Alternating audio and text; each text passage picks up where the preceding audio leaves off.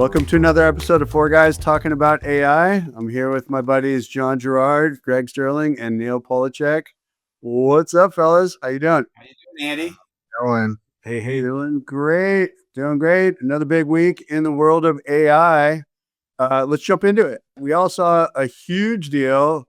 ChatGPT acquired Jony Ive's company. Jony Ive, of course, being Steve Jobs' counterpart at Apple, who was credited for designing the iPhone, the MacBook, iPad, and so forth. So quite an extraordinary guy. But they acquired his business for $6.5 billion.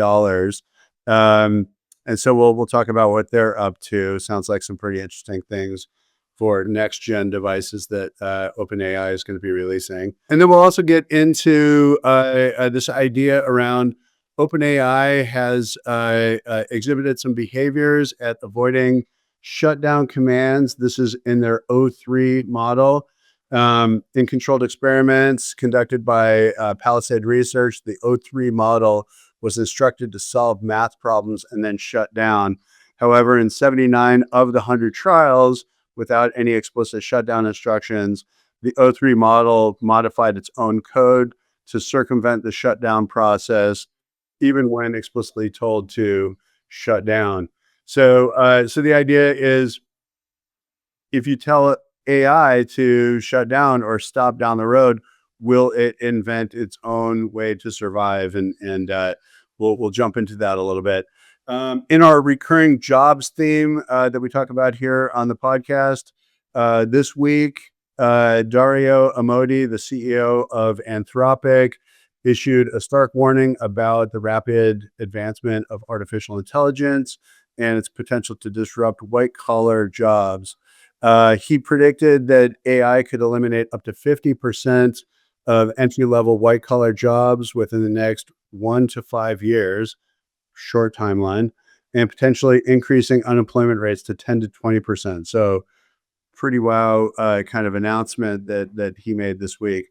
And then our fourth story is going to be talking about new browser innovation, whether it's Opera Neon or the new Chrome browser that has Gemini in it.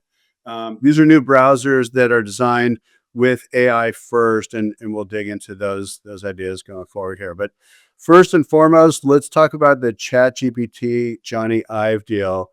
There's been some interesting ideas that people have had around this. What kind of device could it be?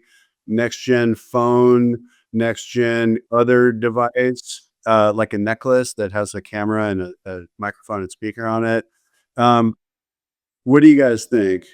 I think it's an Iron Man suit. That's my guess. About time that happened. Isn't that supposed to be part of this robotics path? That I think so. That's what I was led to believe. I think it's going to come in the form of a baseball cap. Who's going to wear baseball caps walking around with digital messages that change to reflect your internal thoughts? Well, or messages where you can make money advertising for somebody else. That's right. There's an app. The mock-ups that have been shown are like a wearable, something you wear around it's like a little, like a 1970s bar of soap that might have, a circular bar of soap that might had a soap on a rope, right? It was what it was called.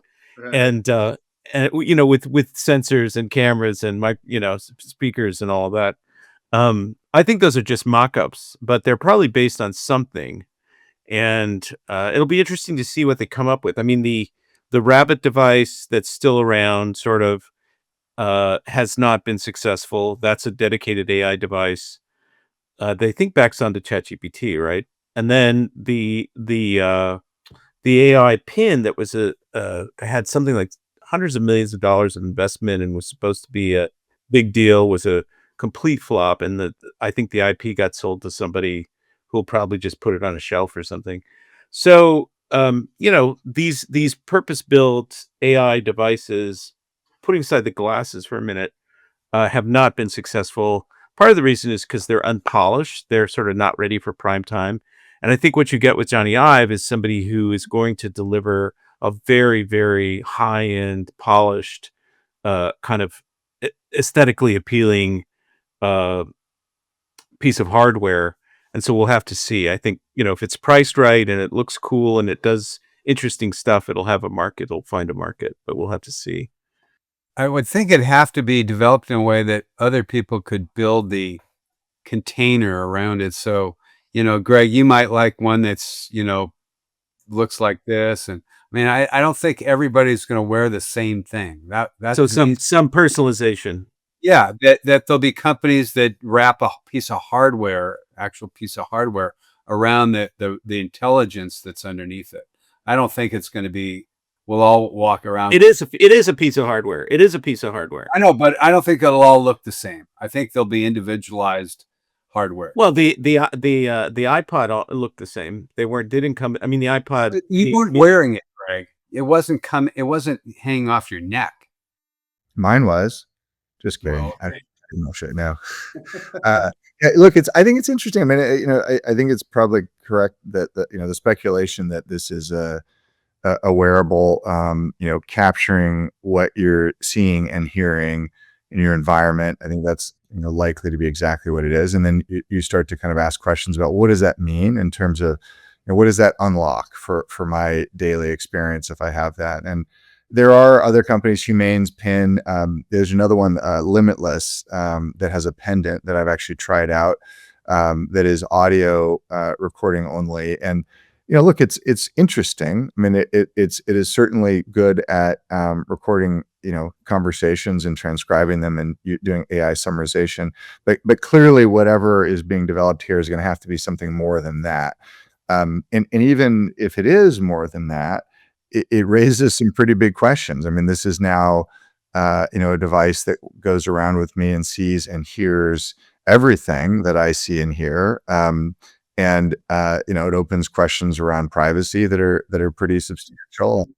100%. It's also likely that as is the case with these kinds of things, regulators are gonna fall behind, right? So this has a chance of becoming ubiquitous where everybody's recording everything all the time before regulators have any sort of an opportunity to respond. Very similar to the Blink camera, coverage that now is, whatever it is, 90% of urban and suburban areas. So Blink, or what's the other one called? Ring camera. Yeah. That's Amazon. Yeah. It's going to be interesting. I think the listening piece of it is really interesting. That's where I think the privacy issues get, whether it sees where I am, that's less important. If it starts listening to everything we're talking about until they come to take you away, Neil. That feels scarier. But I read an article in the journal the other day about how they're using these AI tools to listen to an appointment, and so it's capturing all the medical appointment, doctor appointment. Yeah, it might be in an emergency room. So these listening things are going to be, I think, very prevalent, and I think the privacy issue around the listening thing is going to be really significant. I read a couple of articles talking about how their goals are to sell 100 million of these devices and have them be prolific everywhere. Well, this is a business model thing also for OpenAI, right? For sure. So it's not just the hardware, it's also the software and creating a unique experience from that. But the interesting thing, I mean, you have as many people walking around with these devices as you have phones out there because it's affordable and, it creates superpowers for people, then doesn't this become a mass surveillance device? Yes. Like, isn't that really what it becomes? And then OpenAI knows everything about everybody everywhere. Yes. That's like, then what's up with that? Well, I mean, we don't have to digress into this whole privacy conversation right now, but you've got cars that are surveillance devices because they have all this tech in them. They know where you are. There's a certain amount of recording going on. You've got, I mean, everybody has a phone, obviously, and getting access to that data is relatively straightforward. There's just a lot of ways in which people are, there's all kinds of facial recognition now. You get on a plane, you're being photographed. And so there's a huge facial recognition database being built. And all of this stuff is largely happening under the radar for people.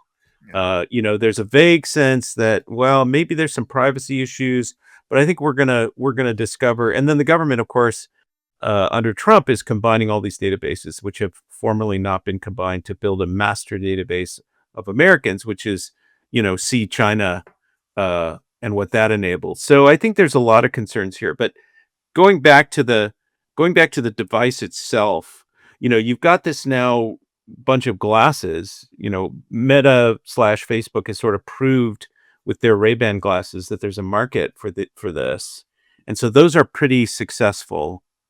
And now Apple is going to do one, and there are other companies that are doing them. So you've got glasses that have cameras and they have an AI capability. My question about this soap on a rope thing is, how does it?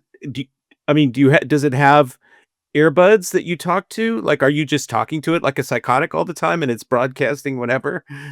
Tell me about this building. Wow, that woman over there, who is she? Whatever. It's like, it's a weird. What is the methodology of communication with the device? Is it just open audio, or is there some listening? Private. It's something that makes it a little bit more private. There are hearing aids. Or it could be, if you have the glasses, depends on what kind of device you would Right. have. I'm just imagining, but I would imagine that it's interoperable with your phone, with your glasses if you have them, and it can likely whisper. Maybe your earbuds. With Yeah. your hearing aids.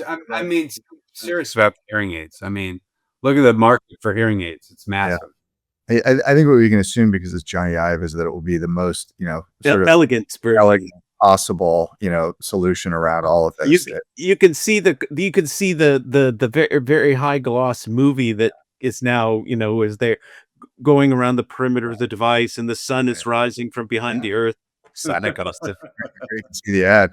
One other kind of angle that it may be worth mentioning briefly, that's a little more philosophical, as is often the case, Black Mirror, provides a good story about this. It raises a question about, if indeed this is preserving every single thing I've seen or heard, do we want that? Like, would I rather have a completely accurate and factual, representation of everything you've seen and heard, or is part of the function of my memory of being a human, does it rely on me, compressing and maybe misremembering in important ways sometimes? Like, there's a really quite good Black Mirror episode about this very thing, where a father and daughter misremembered this interaction, and lo and behold, it was actually recorded, and it was a problem. So anyway, more philosophical, but I think it actually ends up being kind of important. There's another Black Mirror episode on that note where there was a device that you could roll back the video on what happened before. I think it was the same one, perhaps. Was that the same one? Yeah. Fascinating, kind of concept. This would obviously enable that. And you're right. Do people want this? It's hard to guess. Obviously, they're going to market it and let you know that this gives you superpowers, and maybe there's going to have to be use cases that they're going to have to feature that become the lead, where people are going to go, I really want that. That's a thing. Yeah. And another question ends up being, like, how many people need to adopt it before you actually already have 90% coverage of everything that's happening, right? Like, I don't even need to be wearing the device for my actions and activities to be discovered. And once the facial recognition aspect of this is sorted out 10 years from now, even without the device, I could probably say, hey, show me everything you got on everything I've done, and actually get a pretty big catalog of from everywhere. Yeah, John, you mentioned this years ago when you and I were talking about this idea that you had around the ability to create this composite kind of experience of, like, photos that people took at an event, and it kind of compiled this constellation of everybody's photos that were at that particular event, and create that shared experience kind of thing. You can imagine if everybody's got one of these devices, how you could create that kind of shared perspective of, like, I actually even worked up a business plan 15 years ago about buying people's old VHS movies and digitizing them all, and then finding the people who are in them, like at a soccer game or whatever, and charging them for access to it. It's not a very good business, but it's an interesting idea. The final thing I would say about this is that there's a fashion dimension to it, right? There's That's what I was saying earlier. you went the personalization piece of it. Um, One of the things that doomed Google Glass, if you remember Google Glass, which was an early pair of they weren't AI powered, but they had a camera, and there was like a single little bit of the lens, and they had a goofy appearance, and people that wore them looked like dorks, and it enabled comedians to make fun of them, and so it stigmatized the product because you looked like a dork if you were wearing it. And so this has to avoid that. It has to be cool, or it has to be attractive. And if you make it too clunky or goofy or awkward, it'll be DOA. But Yeah. I can imagine it coming in the form of crosses for Christians and stars for Jews, and some. I mean, it'll take on. I think that's the way it gains sort of widespread. Continuous sayings from the New Testament coming out as you walk down the street. Well, I mean, that's what. Look around. What do people wear? That's the kind of shit they wear. No. You know? Well, As long as it's a Bears version for Andy, I think everything. but that's like a parody. That's like a parody, and for Muslims, the crescent, and for Jews, the Star of David, and for Christians, the crucifix. Don't forget to do it for others. It reminds you of that every week. Yeah, right. That's right. That's right. It's easier to walk through the eye of the needle than for a rich man to enter the kingdom of heaven.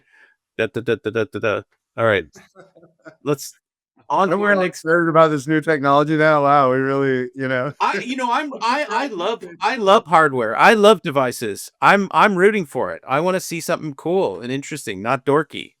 So hopefully, I can imagine also just if it is this ambient device that just, is a listening kind of device that just takes in everything where you go, and how you can couple that with OpenAI and different use cases of how that might, really create on a positive note. Now, forget the surveillance and the whole thing for a moment. Obviously, that's an issue. But if you imagine, the benefits of something like this, I could see how it could be really useful to recall information, or, when I was, a year ago when I was up in San Francisco, I went to this restaurant. What was that place called?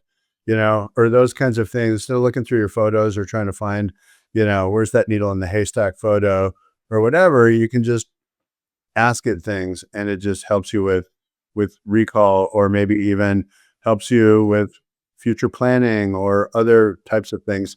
Health related benefits I could see being a great use case for this kind of thing. All right, well, let's move on to our next topic here. So, OpenAI O3 model avoided shutdown commands in the research that this company Palisade Research did. John, you want to talk a little bit about this, and what happened here, and what's compelling about all this? Yeah, so this was some interesting tests on the O3 model. It was actually also compared to some of the other current models, and this was, I guess, the bigger piece of O3 is its advanced reasoning capabilities, and that ends up being an important part of the story. But the experiments that were being run were trying to figure out how these agents or LLMs would respond to being asked to shut down in particular. And the one that was most interesting was O3 as distinct from the other models that were given this explicit instruction to allow themselves to be shut down. O3 in a few of the tests, we're talking about a handful out of a sample size of 100, actually rewrote its shutdown code to avoid being shut down. Now, these other models did the same thing when they weren't explicitly asked to allow themselves to be shut down. So all of the models exhibited at least somewhat similar behavior around applying reasoning to rewriting their code to avoid being shut down. So, on the surface, this looks again quite Black Mirror-ish. Is this an AI that is trying to preserve itself and sort of break out of containment? A better explanation, at least at this point, is probably that because you're using advanced reasoning capabilities here, it's reasonable for one of these models to reason that if it's shut down, it can't complete the tasks that it's being assigned or asked to do. So, in a funny sense, the task or request to shut itself down runs counter to its larger purpose. Now, this is kind of where AI and agent, fitness function and goals fit in. The very famous thought experiment is about giving an AI the responsibility to maximize paperclip output. We've talked about this before. Eventually, the entire universe is turned into paperclips, right? So you have to be careful what it is you tell an AI to do, because if you don't craft your request with some care, it may just do it in a way that's completely unexpected, and that indeed is appears to be what happened here. So this doesn't look like a nefarious evil AI trying to break out and fool humans into doing something terrible. It does look like a fitness function or a goal for the AI that perhaps was not defined terribly clearly. And it's very interesting because as these advanced reasoning models are rolled out, we can expect more and more of this kind of emergent behavior to show up and to startle us. And some of it, in this case, it's probably wasn't super dangerous, but it may indeed be dangerous down the line when you apply these reasoning models to other problems, if we're not extremely careful about what we're asking it to do.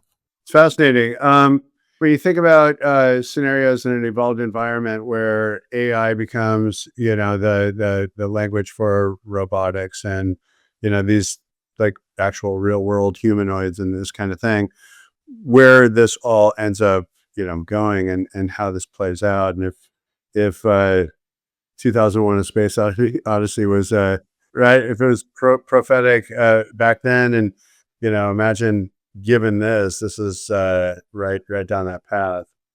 It's a great movie. It's a great movie. I mean, 1968 or 69 it came out, and how far ahead of its time was it? The visionary. All the science fiction, folks from that era had figured this stuff out at some level. I mean, the robot series from Asimov is a story about this as well, which is you have to be extremely careful what the rules are that you prescribe. It's called the prompt. Exactly. Yeah, it's called the prompt. That's right. Exactly. All right, well, let's move on to our next story here. In our recurring jobs theme that we cover about what is the future of jobs in this kind of environment. There's an announcement by Dario Amodei, who is the CEO of Anthropic, and he issued a stark warning about the rapid advancement of artificial intelligence and its potential to disrupt white-collar jobs. In fact, he talked about how AI could eliminate up to 50% of entry-level white-collar jobs within the next 1 to 5 years, and potentially increasing unemployment rates to 10 to 20%. I've been thinking about this a lot. It's coupled with this, what I think is going to be a movement to independent businesses. Like the entry level job that I don't know a lot of people who like their entry level job. It was the means to get to somewhere else, right? We took them because we knew if we took that entry level job, we could, demonstrate our skills and our abilities and we'd move up in a place. But I don't know about you guys, but a lot of my entry level jobs kind of sucked. They were, mindless tasks. That's what these tools are going to take over, mindless tasks. So, I've talked to at least a couple young people who say the job market is more challenging than they thought it would be, when they leaving college now. And so I do think, that coupled with there's when Greg and I do research with small businesses, one of their challenges is finding, trained technicians to fulfill, service requests. So I think there's a renaissance happening potentially with people not choosing to go down the white collar path and choosing to go into what we call trades or more home services or independent businesses. And what's kind of ironic or coincidental is that all these AI tools that we talk about are going to enable them to be more to actually do these businesses more efficiently, more effectively, maybe lighter than, in terms of technology than they would have 5 years ago. So while it sounds doom and gloom, what he says, the the the potential on the independent small business side is massive. You even look at some of the data, small business startup rates are higher than they've ever been. So I think there's a lot of good news in that, though. If you're looking for an entry level job, it sucks. People often start small businesses or start their own businesses because they're not finding other jobs. That's a motivation. And so, maybe in the best case scenario, this creates a lot more entrepreneurs who go out and do interesting things. And there's a sort of a bifurcation in this world of, there's this whole franchise world. There's a world of sort of skilled technicians, and then there's the people that are the operators who run the businesses that then employ, that then employ the tradespeople. And this is not my. I mean, Neil talks about this more than I do. Private equity is now very invested in a lot of these sort of small business sectors, including home services, because there's a untapped opportunity there to bring efficiency and to create economies of scale and everything. So there is some interesting things that may come out of this. And, if we look at this as sort of a Darwinian kind of thing going on with technology and the market, this sort of exchange between these things, there's no way you're going to stop AI. There's no way you're gonna change the sort of pace of technology. You can't do that because there's just too many incentives for things to keep going.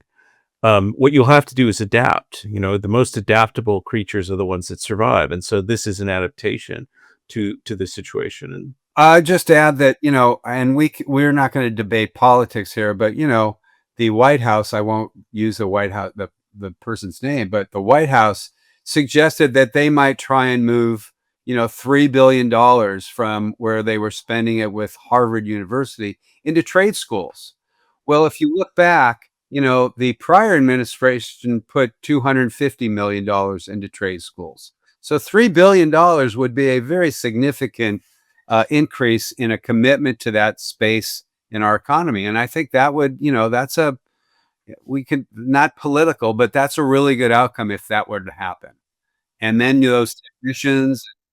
If you take that idea, Neil, and you kind of follow the money, and specifically with Y Combinator, what they talk about is they're really interested in finding people who want to take boring businesses and apply AI. And the way they've kind of framed it up is they say, in this where we are right now, there are kind of two big paths. One is create AI solutions that you sell to businesses that helps them operate more efficiently and better and those kinds of things. Or just go be better at being a lawyer or being, whatever kind of business it might be, a home services business or what have you, by utilizing AI to just beat your competition at what you do. And they're investing heavily in that second, in that path, which is really interesting because when you stack that up against what's being called the silver tsunami and, the baby boomer generation of people who have successful businesses, they're retiring or maybe they're passing away or what have you, but there's a transference of ownership that is happening right now. And being able to, if you're an entrepreneur and you're like, what business am I going to go into?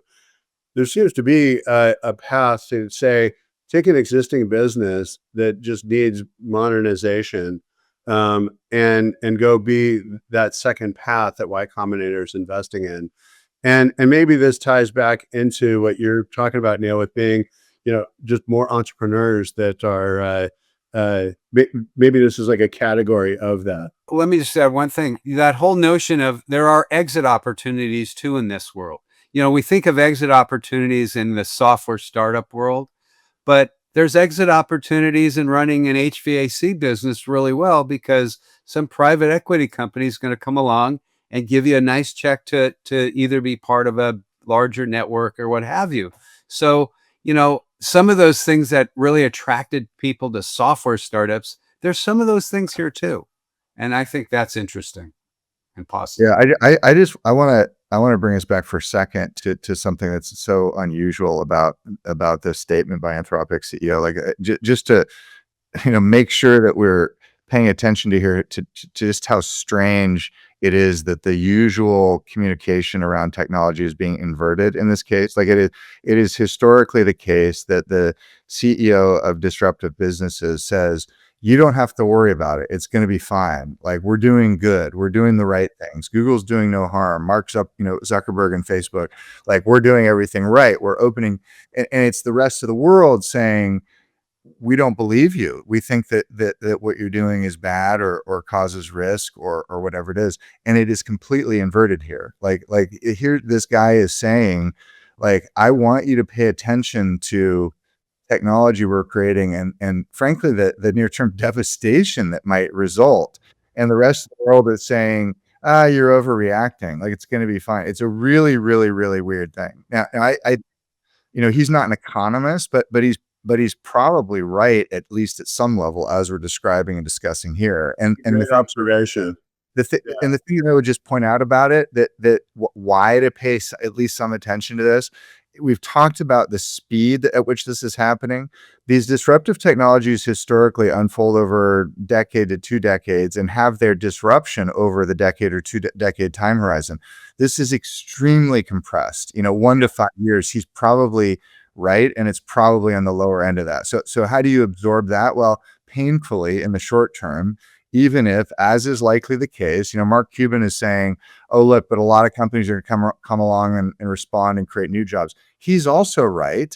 And in the intervening period, it's going to be a lot of uncertainty and anxiety. Right. Time for the Xanax manufacturers to amp up their production line. Right. Where are the stack cards? Sam Altman of OpenAI and Elon Musk, to a degree, have also sort of issued similar warnings. Musk is more about the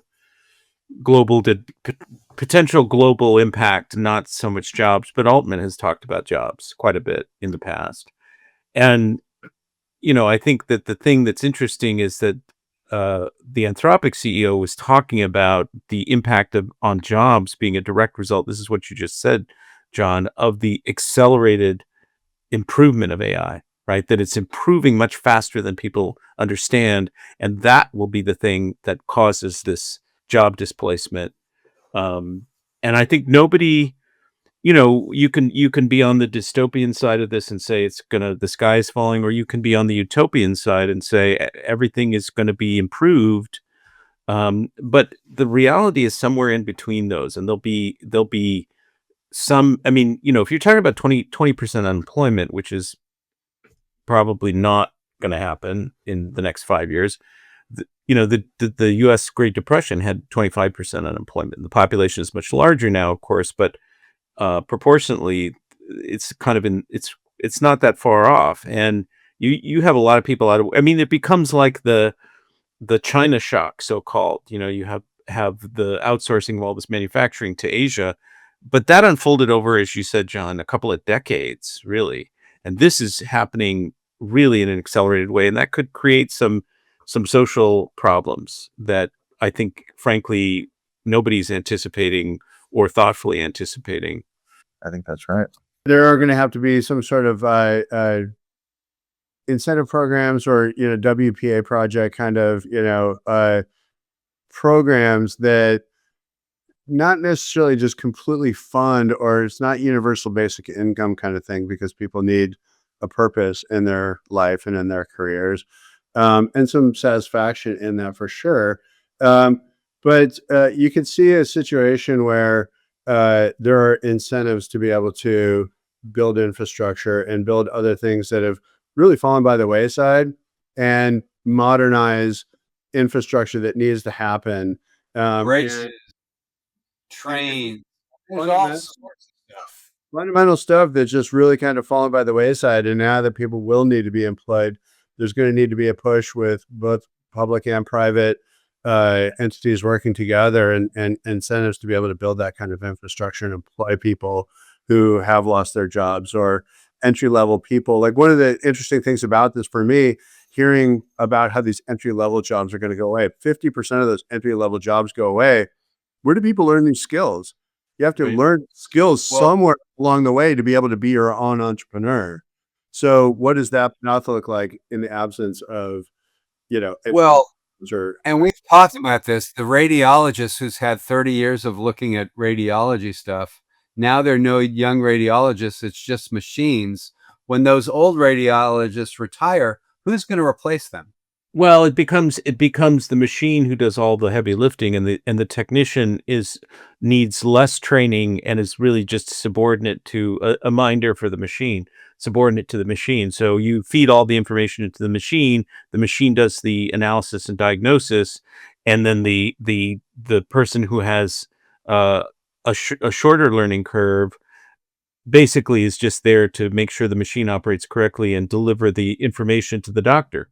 Same thing with the lawyering business. No first year law, whatever it is, Clerk, years. associate. And when the partners retire, who's going to have the experience to do all that work? Nobody. Well, there is a natural kind of thing that happens here that I think a lot of people forget when they talk about these jobs is that if you're a hardware-based kind of business where you are a manufacturing company or what have you, to replace the hardware part of the supply chain of what you do is a much longer process than if it's a data-driven kind of business, like attorneys, for example, that are very data-driven, and you need just new modern machines and some AI software to be able to be disruptive on that end of the spectrum versus, maybe like a home services business where, there's hardware involved, there are people's homes and all the complexity and, fragmentation that exists there. It's going to be much harder to displace those kinds of jobs simply because the hardware is there. Somebody's Okay. got to turn the wrench to to open up the valve to get the shit out of the toilet. Exactly. I appreciate that metaphor, Garen. He's going to be doing that for a long time. I think that's And that's the selling All right. pipeline job. all right. All right. Why don't we go to our final item here? All right, sounds good. All right, so new innovations in browsers, internet browsers, right? So Chrome obviously has Gemini built into it. But there's a really interesting announcement by the Opera browser. The new Opera browser is called Neon. It was newly unveiled this week. It's an AI-powered browser that promises to revolutionize the way that we interact with the web.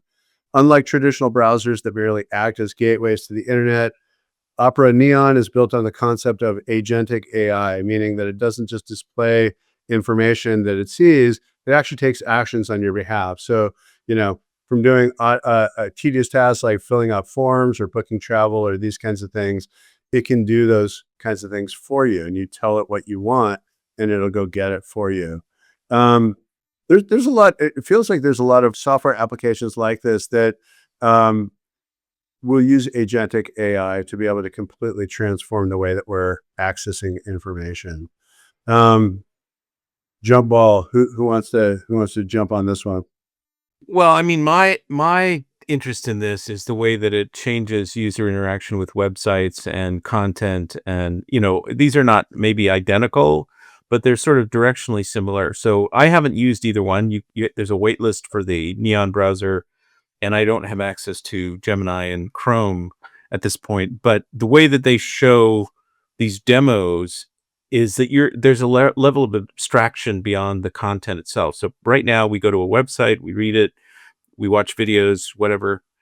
Now you're going to be able to sort of either execute things, through the agentic browser that will do things on your behalf, or you'll just be able to ask a bunch of questions. You go to a recipe site and you'll say, tell me, you'll disregard what the content is and you'll just ask questions, or maybe you scan it and then you start asking a bunch of questions. So it fundamentally changes the relationship that you have with the publisher's content and the publisher's attitude toward how they present that content. We talked about this a few weeks ago with the agent to agent interaction. Is it just a database now that you have, that then gets consumed by the agent, and certain tasks are executed? I think there's a lot of really interesting and problematic for publishers implications of all of that. Good for consumers potentially, or maybe depending on the experience. But I think we're asking in a new consumer survey about agents and whether people are interested in the idea of an agent going out and doing things on their behalf while they basically don't go off and do something else. And we'll see what the answer to that is. I think the answer is going to be yes. People are interested in that. And I think these things, if they work, will be popular. And it has a lot of implications for the advertising business model and for the way that people interact with publishers. And I think it's quite sweeping. Yeah, I think it's a pretty big deal too. I think that if you think about the way that the web at large is constructed or oriented right now, a browser is a universal interface to just about everything that we possibly get done digitally or consume digitally, right? Everything is accessible via Chrome, by the front door. And up until this point, it has been the case that while all those things are accessible, the only way to get to them was either through a browser or through a dedicated API, a dedicated connection to the system. So if I want to turn on my lights in my home in San Diego, I can do that actually if I browse to the right place on the web, or have an API into the system that does it. The thought here now is that because the browser sitting on top of the web is the front door to everything that you can do digitally, and now agentic solutions in the browser can navigate that interface the way humans do, that's a pretty big unlock. That means that the browser, this AI browser, probably becomes, for me, for instance, it could become a voice control for accessing all of those services wherever they might exist. Go check my bank account, go turn off my lights. Did I forget to turn off the stove? Do I have to replace my refrigerator filter? What's the score in the game? What's the newest movie? Like all that kind of stuff, it's now possible, for the agent to handle, which is pretty amazing. And everything just becomes data to support that, right? There's a kind of flattening of and commoditizing of information and content. People have invested enormous amounts in sort of establishing brands and curating and presenting things in a certain way, and all of that gets really flattened. I mean, Google has historically done that, but this takes it to a completely different level. Yeah. It is funny and interesting to me that, essentially what we're going to have is a whole bunch of robots out here pointing and clicking, like actually navigating the world the way that humans do. Like that's going to be the most efficient way to get this all done, as opposed to, the much more efficient kind of digital thing that probably will eventually happen. But it is sort of a funny outcome that's likely where things are going next. Well, John, I think the front door analogy is a really good one, because if you change the front door now to not a front door, but to an API, right? And now you have agents running through the API to go run tasks for you, to go do things, go find me this information, or do the things that you mentioned. The whole paradigm shifts, right? The whole concept of how you access information or browse that information, or there's sometimes search is broken out into like you're looking for something specific, or you're also like open to something new and you're browsing and just like present information to me.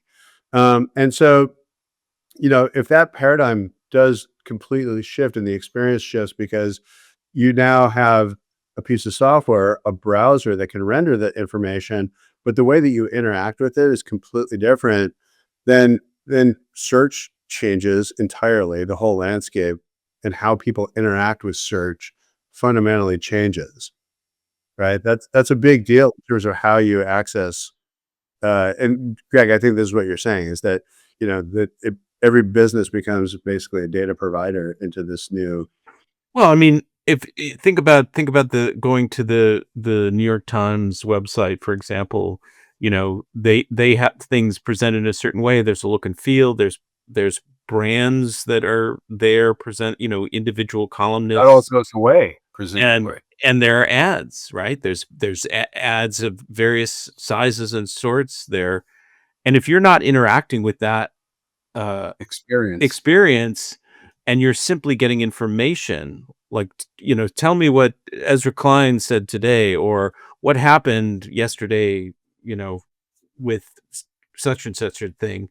But they'll push audio ads into that. I mean, they'll find a way to keep the eyes with you. And here's the practical reality of it is that, there's always going to be a browsing experience when you want to, discover something, right? You're just like, I want to find out what the news is. And you're open to reading what other stories might be presented in this moment, right? Or if you're shopping or whatever, you want things to be presented to you so that you have choice and you're kind of like experiencing that.